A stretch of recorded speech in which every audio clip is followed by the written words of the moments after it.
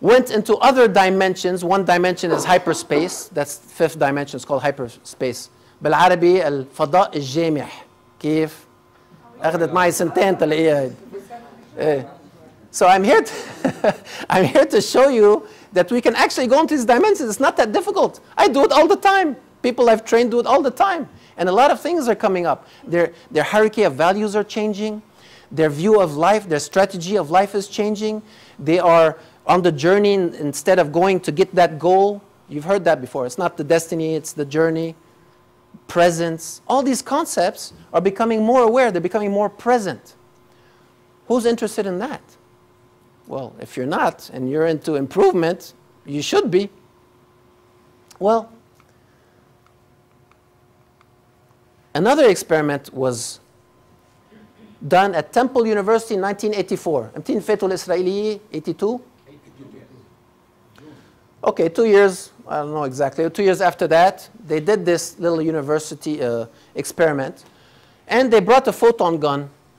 فرد بيقوس أشعة ضوئية. And they had this little tube. It's not a jeans, by the way, but it's a tube. And in the tube, at the end of the tube, you have gate A and gate B. And between gate A and gate B, there's an isolant, عازل, isolation, a barrier.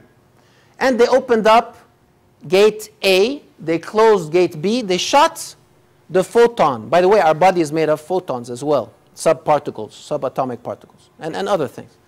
And this photon went like this and went into gate A where there's potential. It's open, there's potential. This one's closed, it didn't go there. So they said, okay, let's try this other thing. Let's close A and open B. They shot the photon and went in there and went into gate B. Why? Because there's potential. So some Lebanese guy probably came and said, okay, let's open both doors. They shot the photon, it split into a wave. Half of it in A, half of it in B. I said, wow, this is interesting. This thing has consciousness, it has intelligence. This is made of photons. This has intelligence. Am I getting strange? Look at the mystics. Look at the Kabbalists. Talk to the Sufis. They've been saying that for years. For years, for centuries. But the point is, after that, they tried something else. They said, okay, let's reinforce this isolation between A and B. And this is what we're going to do. We're going to shoot the photon, open A, and as soon as it goes in, we're going to close it and open door B. And there's an isolation between both. They shot it. It went into the door that was open. As soon as it was coming in, they closed it and opened the other one. And guess what? It disappeared from here and was found in gate B. I said, how did that happen? This is not the Cartesian, Keynesian world that we know. This is something that's not logical, right? And they did it again and again and again and again. Still the same thing. What did they deduct? Well, like I said, scientists have discovered 11 dimensions and solutions to our problems we cannot solve, personal, social, financial, political, are in those dimensions. Now, you've heard the expression, everybody wants to change Lebanon, but nobody wants to change themselves. Well, it starts with ourselves first, right? Let's get rid of the egos and the attachments, and I'll show you how. And we can find these solutions. Now, any questions so far? Because at the end of the conference, I'm going to ask you to write down, or please write down questions, and ask me as many questions. I'll stay here until midnight if I have to. I've done this before. I do it all the time. All right? Any questions on this? This is science. These are facts. This is not Marc Mallat saying this. You probably know this. Who knows about this stuff a little bit? All right. Now, you're going to say, Mark, okay, this is nice theory. What do I do? Give me something tangible. I'm going to give you something tangible, I promise. Just bear with me a little bit. In the subconscious mind, we have the permanent memory. Everything, well, some people say since we were born, has been recorded in our minds. I believe there's a lot more. And let's suppose we have symptoms. Now, why am I talking about this? Because in corporate training, don't forget that I do training, and then I do coaching and therapy. And to remove the blocks is something essential for you to improve as a person in sales or in management or in leadership or whatever, or in politics or for whatever reason, you have to remove the blocks for you to improve and be able to reach your goals. And usually fear is the biggest block. You know that, right? Some people have said that we either live in love or we live in fear, or some degree of fear or some degree of love. I actually believe that. And we'll talk about that if you want afterwards. So here you have symptoms. Let's suppose right here you have symptoms of, I don't know, insomnia, depression, clinical depression. You can't get out of bed, let's say. Or let's say here you have some type of symptom. You have anxiety or panic attacks, which is, I've seen a lot of panic attacks. Who has symptoms right here, right now, if you want to talk about it? Nobody, right? That's what I thought. What type of symptoms? Phobia from flying. From flying. I get a lot of those. And the elevator. And cats and dogs a lot. Anything else? Anxiety? Panic attacks? Okay. Anything more interesting? I faint at the doctor. At the doctor? That's interesting. Not in front of the pretty women? No. No, that's not. No, okay. He's strong there. All right. Aggressiveness. We're going to talk a lot about that. Aggressiveness, very important.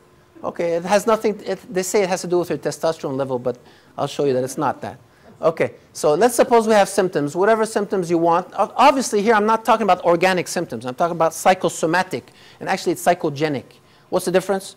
Psycho, in the psyche, somatic, it affects the body.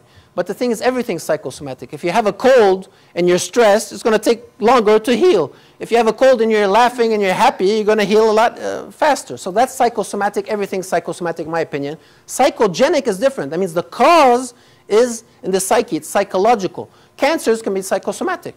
The stress can trigger some type of cancer. Can, if you're predisposed.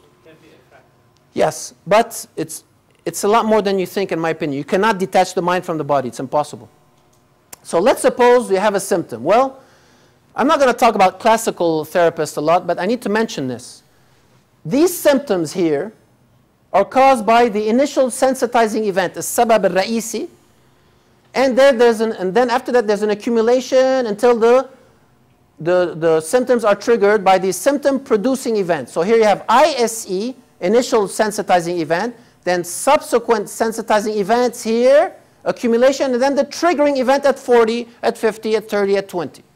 Let me give you some examples, because now we're touching on the therapist side, but it's important to know, because you can do this by yourself. You don't need me. So we have in the psyche the biographical level, which most people talk about, the psychiatrists talk about postnatal. After you're born, you have programming, your environment, your mom, your father, etc. You're kind of programmed. The World Health Organization says that 83% of diseases are psychosomatic, and they mean psychogenic. 83%, it's a lot. So I asked my doctor friends, what do you do when you know it's psychosomatic or psychogenic? They started laughing. They said, they're only 20% or 50% or 60%, but what do you do with them? You're a medical doctor, or you work with the organic stuff, but you know it's psychosomatic. What do you do? I send them to a psychiatrist. We'll talk about that. So let me give you some examples of the biographical level. The biographical level, a lady came to me and said in Arabic, she called me first, she said, Mark, I'm panic attack. Shaddi Annoon, I'm having panic attacks. I said, okay, what happened? I was drinking coffee with my friends, and all of a sudden, I started trembling, I started sweating, I started having palpitations. They took me to Hotel Dieu. Nothing was wrong. My heart was fine, everything was fine. They told me it was psychosomatic. So she started taking, I think it was Cipralex or Cipram or Effixor or whatever, antidepressants, whatever. Many years later, I am the last guy on earth people come to. آخر خرطوشي هو Marc Mallat لأنه عنده شلش, he's a hypnotist. He's not a real doctor. You know, he's a therapist, he has a doctor in business and a doctor in therapy, but he's not a medical doctor. But anyway, she came over, and we did a little regression, very easy to do. We'll do that if you want to stay. And guess what happened? At age 3, she was watching TV. Tom and Jerry, the cartoons, Tom and Jerry, have you seen them? The cat and the mouse? Well, she wasn't very relaxed because she was watching and the cat jumped on the screen and scared her. Mom was in the bathroom. She started crying for maybe 20 minutes or whatever until her mom came and comforted her. Now this, you have many conditions to reach the initial cause.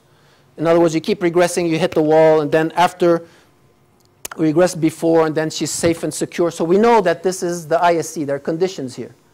And after that, at age 7, she was throwing the trash can, and a cat scratched her leg, and then there was something with a cat. Until at age 40, when she was drinking coffee with her friends, what happened? What did she see? Min taraf ayna. What did you see from the corner of her eye? A cat. So we know that it had to do with the cat. This is at 3 years old, if I remember correctly. So we did something we call the informed child technique. The psychologists call it desensitizing, but I don't call it desensitizing. Or maturing the holodyne, whatever. And guess what collapsed when we took care of this here, and it was processed in her conscious, because it was in her subconscious. When it came out, it was processed, it was digested, it was integrated in her conscious mind. What happened to the symptoms? Completely disappeared. You know how many cases I have of this? You know how many people have blockages in their work? They have fear, they're intimidated, or they fear rejection, or they fear failure, or they fear worse, success. Well, these are all fears. They can be eliminated pretty fast. Let me give you another example of the perinatal. Perinatal is when you're in your mom's stomach, from the conception all the way to what? To birth. We have 4 matrices in the perinatal. Well, I had a person that came to me with asthma, psychogenic asthma. We regressed, actually it was a guy, we regressed him back. He was in his mother's womb. He was suffocating. She was having contractions. We cleaned that up. Well, if you want to desensitize it, or we took care of we informed the child, okay? And that was the ISE. After that, at age, I think it was 5 or 6, she almost drowned, okay, in a pool. And there was something that had to do with choking on food later on. And then there was the triggering effect that had to do with, I honestly don't remember. Why? Because what's important to me is this. I'm getting it from the roots. I'm shira min Kaaba, min juzura. So what happens here, if you're taking care of the subsequent sensitizing event, what happens? The problem will come back or will be displaced, like psychologists or psychotherapists, classical therapists say. Un déplacement. But the point is, if you know how to go back to the ISE, you can take care of many, many problems. And sometimes it's in the perinatal. Actually, most of the time it's in the perinatal. And it's in your mother's womb. And I'm talking from conception all the way to birth. And you have 4 matrices. I'm not going to go into that. But ask me afterwards. Then you have something called the transpersonal level. Sometimes the ISE is found in the transpersonal level, which is what Dr. Jung, Carl Gustav Jung used to call the what? Collective unconscious. Archetypes. Have you heard of that? Okay, well, sometimes we regress and we have some strange happenings. Some people call them past lives or whatever, and I've had cases with that. Okay? Do you want to hear a story on that, or you want me to keep on going? Yeah, sure.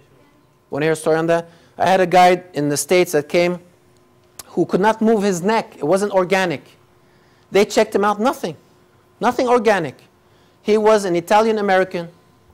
We regressed him back to 2 years old. We kept on regressing and said, wow, this is not the ISC. We kept on regressing in the mother's womb. We kept on regressing. He was being hung, supposedly, in another lifetime. But I don't judge, and I don't criticize, and I'm not saying this is my belief. I'm just saying if it works, it works. And he was being hung, but the bag on his legs was not heavy enough, so he took his time to die because he had stolen horses. Isn't that strange?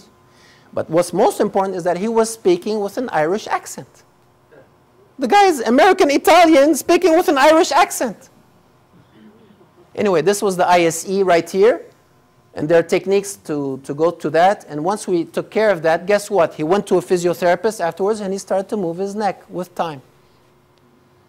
This guy had been to all the doctors. The guy was pretty old. Now, to me, when I first started this work, I don't know, 15 years ago, it was amazing. Now it's routine now. Everything can become routine. But why am I telling you this? You can learn how to do this by yourselves and take care of your own fears and phobias and attachments and whatever. When I say attachments, what do I mean? The need for attention and love, the need for control, it's actually fear, the need for security, the need for oneness, the need to be unique.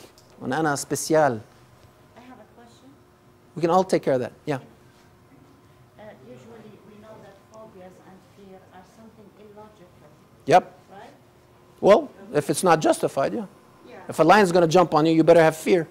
No, no, I mean phobias. Phobias are fear from Yeah, something. fear of a fear, actually. Yeah. Okay. Phobias. Okay, so this pyramid, can you go Sure. back to this slide, please? If you go back to the ISE and Yeah. you know the reason, but the problem is phobia has no reason. You cannot reason. Always a reason. No, I mean reason, not cause. I mean reason, common sense. Ah, So okay. even if you go to ISE and you know why you have this phobia, how can it help?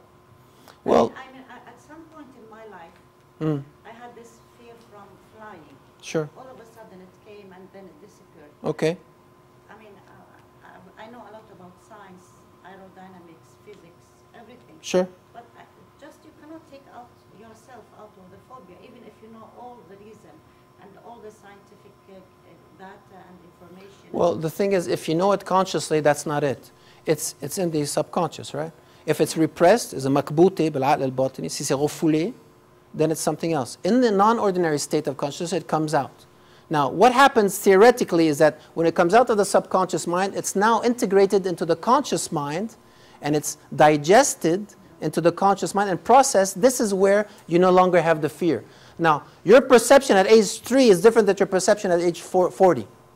Okay? So, plus I've done thousands and thousands of these. I think I hypnotized around, I was calculating, 27,000 people. It's a lot of people. Okay? So, I'm not going to go into this. Pierre, we'll talk. Can you please write down your questions? Because I know some people want to go home, and I promised them an hour and a half, 2 hours.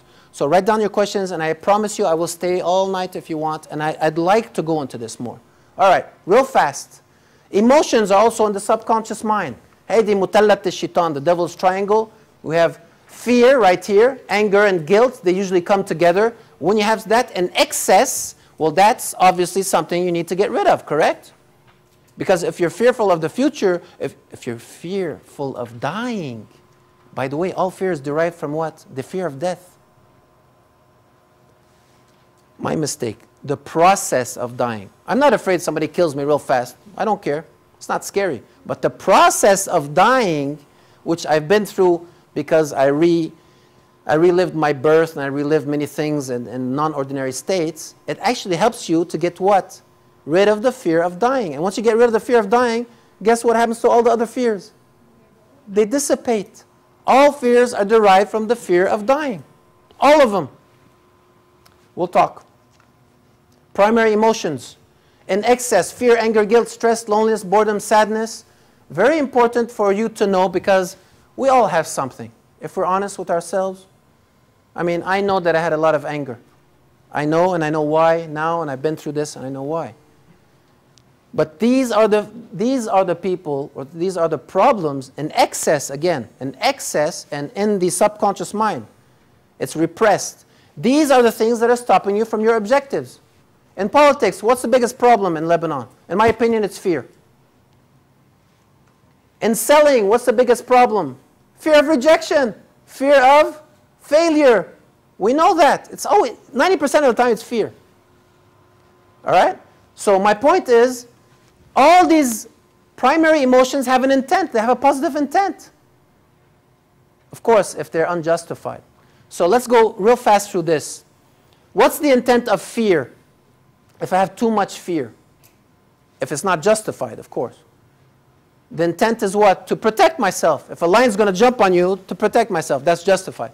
But what if I have fear of a relationship or intimacy? What if I have fear to speak the truth? Is that a problem in Lebanon? What if I have fear of the future? What if I have fear of not making enough money and I don't know how I'm going to have my kids eat? So somebody's going to come and bribe me to vote a certain way, for example. I'd say, yes, the hell with that. I have to feed my family, right? Well, it's not as easy as that. You see, let me tell you this. Our biggest need is not the need for food and shelter and money and sex. Our biggest need is a spiritual need. The biggest need in the psyche is a spiritual need. How do we know? Who asked me that?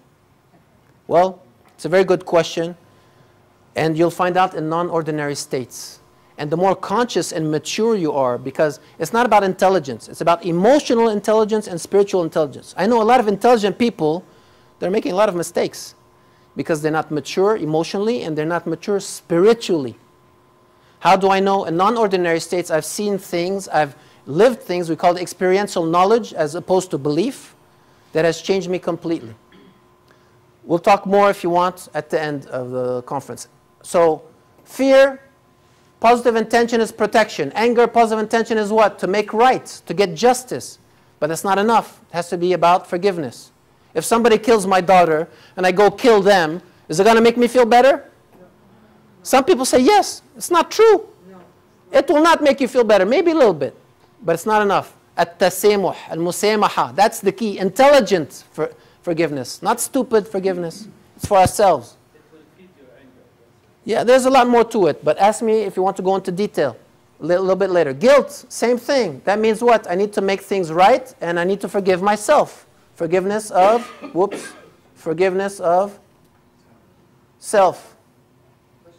Right here. Forgiveness of others. Stress, a lot of people have stress because they don't know how to say no. They don't know how to prioritize. But they say, everybody needs me. I'm in such demand. Ya Latif. She can't or he can't say no. That's it. At 5 o'clock, I say no. That's it. You have to prioritize. Stress will hurt you eventually.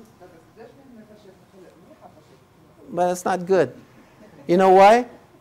Because you can either, like she said, you can either suppress or you can what? Take it out, express, or you can let go. Guess what we want to do? Let go, letting go. Real power is in letting go. The real strength is in letting go. Letting go does not mean I don't fight. I'll explain that. If you want to jot it down, I'll explain it more. All right. So here we have loneliness. Can you be around 1,000 people and feel lonely? Of course. It's because you have a need for connection. That means the positive intent is to connect. Boredom, stimulation, and sadness to replace the loss. I have some people that say, I lost my husband, I lost my daughter, I lost this. Well, to me, it's a temporary separation. That's it. If you have that belief, like some of my Druze friends who came to me, he was happy and his wife was really depressed because his daughter had died in a car accident at 18.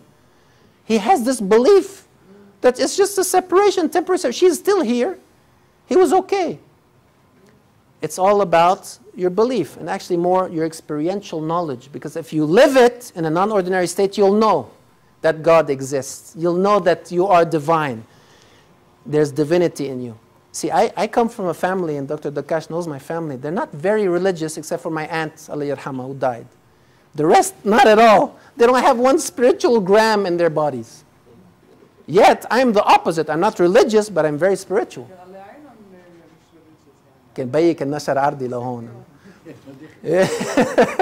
Okay, anyway. So let me go through this real fast. You have this excess right here, all right?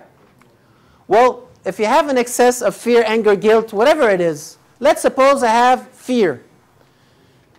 If I have fear, obviously I'm not very happy, right? So I'm going to what? I'm going to distract. I'm going to distract or suppress by smoking, overeating, oversleeping. And if I repress it, I'm going to have pains in my body sometimes if it's psychosomatic. And allergies, psychogenic allergies. It could happen. Anything could happen. But my point is, you have an excess of this. And most people are not good in sales. For my salespeople here, they have a fear of what?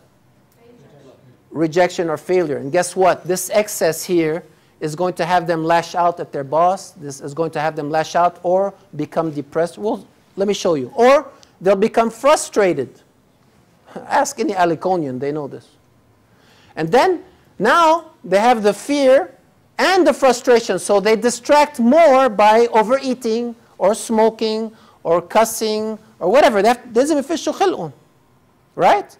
But guess what? If you eat a lot, is that going to get rid of your fear? No. Well, guess how many people come to me to lose weight? And then I regress them back like Dr. Antoine Shikrallah. He permitted me to say this.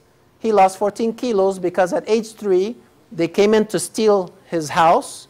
And they all got together. They fled. They all got together. And they were eating. They were all scared. And the mother was scared. And this was his ISE. And eventually, he had a lot of fear in his career, etc. So he was eating because of this feeling of fear he always had. And it was so numb, he didn't know what it was. said, oh, I need to eat. But the real feeling of hunger is where? Is here. It's not in the stomach. We'll talk. All right. So here we have frustration. And guess what happens? You distract some more until you go around in this circle. You distract until you get depressed. And now it's what? Cipralexa time. Effexor. Yeehaw. Anti what? Anxiety or whatever you want. And this is going to repress what? It's going to repress them. You don't want to repress them. So this is my problem with some traditional psychiatrists. They tell me, Mark, نحن بنحلها بالحبة. We'll take care of it with a pill. And I say, you're going to repress the symptoms. You're not going to get them out to be digested in the conscious mind. See, that's my problem with certain classical therapists. So, okay, we're almost done. Just bear with me a couple of minutes. Protective factor. In the subconscious mind, we have the protective factor, which means that you're always in control in non-ordinary states. In hypnosis as well. You're always in control. I cannot control you. You are always in control. I cannot force you to do anything. So people say, but I saw you on TV. The guy was giving birth. I said, what? Okay. What I did is I gave him a suggestion that he's going to be pregnant. And I gave him a suggestion he's going to give birth. A man, of course. So the point is they think that I control him with my suggestion. It's not true.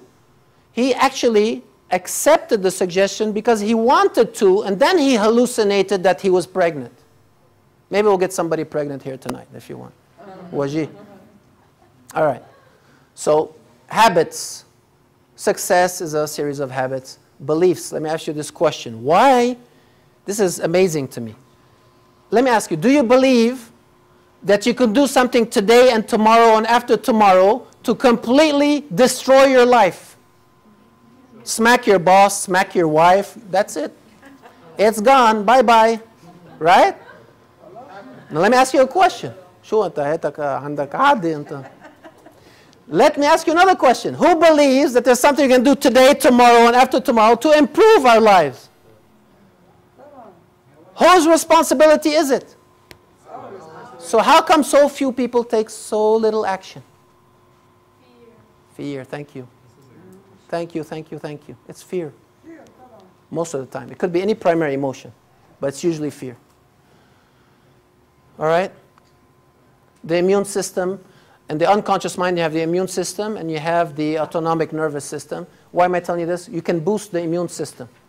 Cancer patients, people who are dying, you can actually give them a dignified death if they go into non-ordinary states, and you can actually boost their immune system if they want to live a little bit longer. But the immune system can be boosted. Your body's temperature can be lowered and increased. It's not that difficult. People say, wow, this is amazing. No, it's easy. You have more amazing things. Go see the yogis in India, what they do. They don't live on food. They drink water and they're still alive. I saw a guy, he put a brochure, a skewer, into his chest. It was photography. It was written in the books. Nobody understands how he's doing it. I put it in the neck, not in the heart. You cannot explain it. People who come to me, they say maskunin, they're possessed or whatever. I think, well, it's a reaction from the subconscious, but who am I to know, right? I just do what I can do. But I've seen amazing things. You cannot explain it medically. It's probably, maybe in the future, I don't know. Can anybody explain that medically? Can you, Dr. Dakash? I know that you've seen cases like that. Okay, well, most of the people who say that, it's actually not possession. It's actually just a reaction from the subconscious. But it doesn't mean I don't believe that there is. I believe in other worlds. So my point is this. This is the key that you want to know about. So if non-ordinary states are so great, how come nobody's doing it? Because nobody knows about it that much. Only a few people know about it. This is the real secret to permanent change, whether it's coaching, training, or therapy.